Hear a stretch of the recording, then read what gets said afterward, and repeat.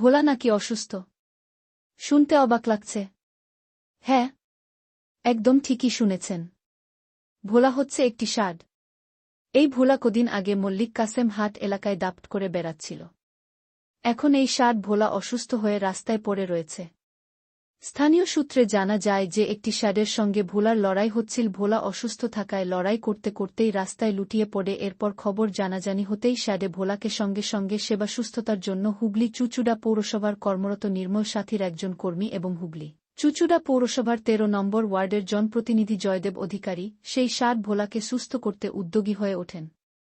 এলাকায় ছুটে আসে দমকলের একটি ইঞ্জিন ভোলাকে রাস্তা থেকে সরিয়ে নিয়ে গিয়ে বিভিন্ন রকমের ওষুধ দিয়ে সুস্থ করে তোলার চেষ্টা করে তোলেন হুগলি চুঁচুড়া পৌরসভার ১৩ নম্বর ওয়ার্ডের জনপ্রতিনিধি তথা সিআইসি স্বাস্থ্য দপ্তর জয়দেব অধিকারী। দেখুন তারপর কি হল।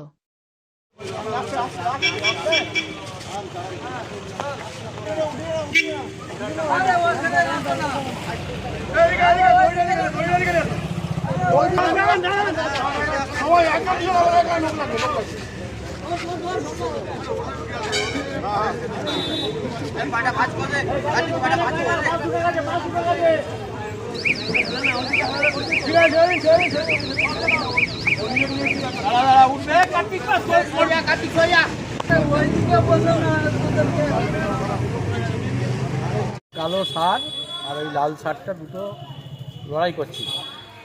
কালো ষাঁড়টা বলে অসুস্থ ছিল, তা এখানে এসে খেলাটেলি করাতে কালো ষাঁড়টা পড়ে যায় রাস্তা মাঠে, পুরো অসুস্থ হয়ে যায়। তারপর পরে আমাদের নির্মল সাথী দিদি আছে, উনি ওনার একটা এনজিও সংস্থার সঙ্গে যুক্ত, ওনার এনজিওর লোক এসে ওনাদের একটু ট্রিটমেন্ট করেছে, সাময়িক ফ্লাইন দিয়েছে। দিয়ে তারপর আমি ফায়ার ব্রিগেডকে খবর দিই, ফায়ার ব্রিগেড এসে সাইড করে, তারপরে গরুটা উঠে পড়ে যাওয়ার চেষ্টা করে, গিয়ে আবার রাস্তার সাইডে গিয়ে আবার পড়ে যায়।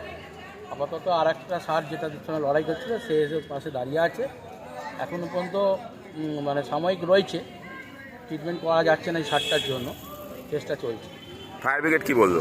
ফায়ার ব্রিগেড বললো আপাতত সাইড করে রাখা হয়েছে, যদি ট্রিটমেন্ট করে সুস্থ না হয় পরবর্তীকালে খবর দেবে। পশু হাসপাতালকে জানানো হয়েছে তো নাকি? চুঁচুড়া থানায় ফোন করা হয়েছে বন দপ্তরকে খবর দেওয়ার জন্য।